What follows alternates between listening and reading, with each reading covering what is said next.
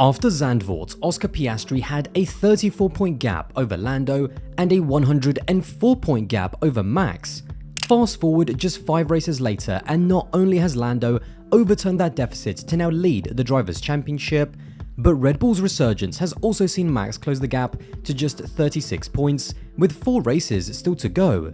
Piastri's collapse has been equal parts severe, alarming, and mysterious to say the least, especially against Lando, who has now beaten Oscar 5 races in a row.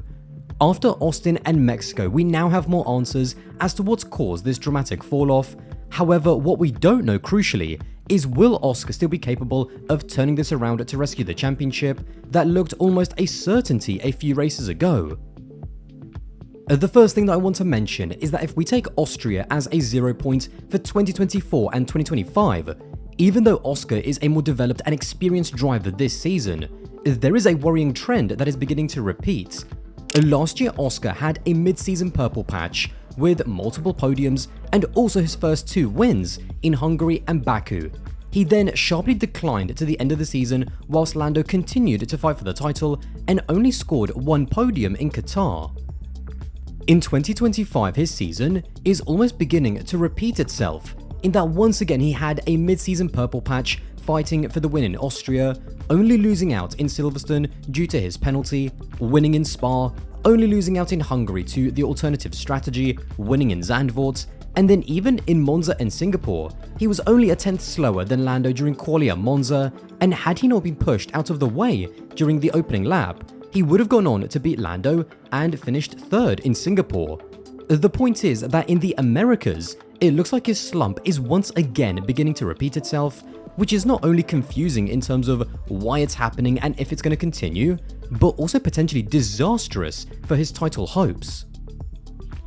Whilst there have been questions about potential damage to the chassis after Austin, with enough track time, both Stella and Piastri have tentatively ruled this out and instead feel that it's more to do with the low grip track characteristics of Austin and Mexico, and the difference in the way that Oscar and Lando extract performance out of the MCL 39. Stella ruled out changing the chassis at great cost by saying, "Every evidence, every piece of data, every indirect measurement of information we have tells us that there is no problem with the car, and we have no reason to suspect that that's the case." Oscar and Lando fundamentally have very different driving styles. Lando likes to attack corner entries, braking very late and very hard into the corner, and similar to Max, as long as there's enough load over the front of the car, he can use that to carry the speed through the corner, and he's often able to deal with any rear instability on corner exits. This allows Lando to be stronger than Oscar on low grip circuits because he's naturally just more in tune to deal with any sliding.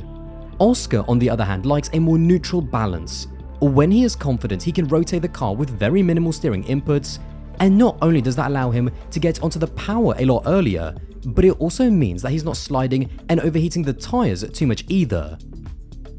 After Mexico, Andrea Stella reiterated this by saying, "Especially when you have conditions like here in Mexico and to some extent in Austin, with hot tarmac, sliding tyres, and the way in which you generate lap time, I would say comes relatively naturally for Lando and less naturally for Oscar. Lando is the driver going on low grip. End of the stint, when the tyres are quite worn, used, the grip is low, is where we see Lando doing green sector, green sector, green sector. Oscar instead is more of a driver of high grip. That is where he can exploit his incredible talents. Experiencing situations like we had in Austin is how you actually calibrate yourself as a driver. So Oscar every session is learning a little bit as to what you need to do, what you need to feel to say, I am fast now in these specific conditions, which conversely are more natural conditions for Lando.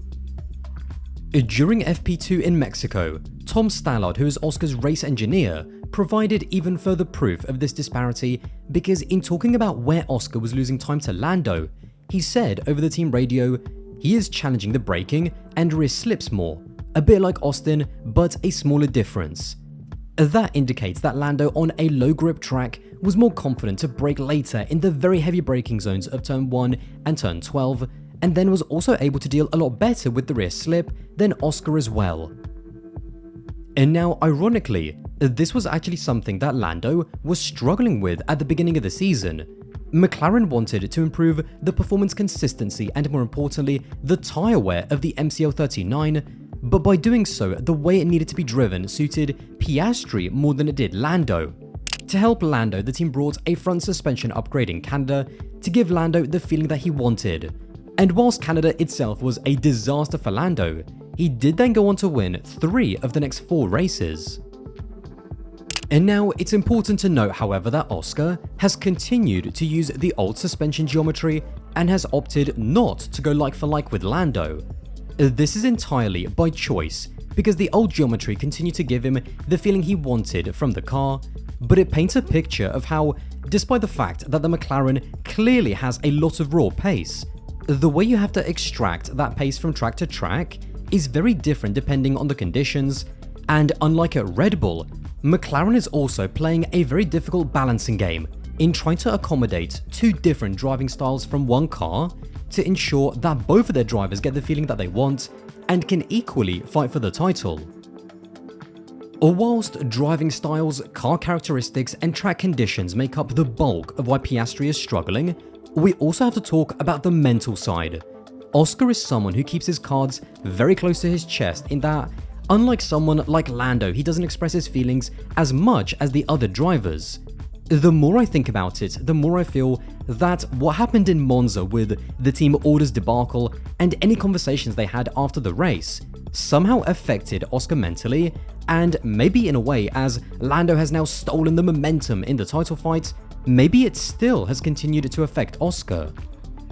Baku, which was the race after Monza, was just a total mental collapse, the likes of which I don't think I remember ever seeing from a title contender. The crash in quali, the horrific start, and even the crash in the race was just so bizarre to the point where it didn't really seem real. Everything has happened extremely fast for Oscar. He won a sprint as a rookie, his first Grand Prix in his 2nd season, and is now fighting for the title in his 3rd. Due to his inexperience, it's understandable that he's beginning to crack and have this wobble at the end of the season, and I think what we are seeing is a combination of everything that I have talked about. The track conditions, the car driving styles, the Max factor, the Lando factor, the points lead collapse after Zandvoort, and on top of that, the pressure within himself in wanting to win the title more than anything else. In a strange way, I think Lando overtaking Oscar in the championship might even ease some of that pressure, because whilst his collapse has been inexcusable, the pressure and expectation is always higher with the leader of the championship, and maybe what Oscar needs right now is to be the hunter rather than the hunted. Andrea Stella, even before Austin, reiterated that McLaren's tracks still remain Brazil, Qatar and Abu Dhabi, which in theory should suit Oscar and also McLaren a lot more. To me, this has now become a battle of the minds more than anything else, and although Oscar has more answers as to why he has now been struggling, or whether or not he'll be able to act upon them and regain the momentum back over Lando, is what will really define if he'll be able to even compete for the title in the remaining 4 races. Well, there you have it. If you did enjoy this video and want to support the channel, then don't forget to subscribe, that would be massively appreciated, and I'll see you in the next one.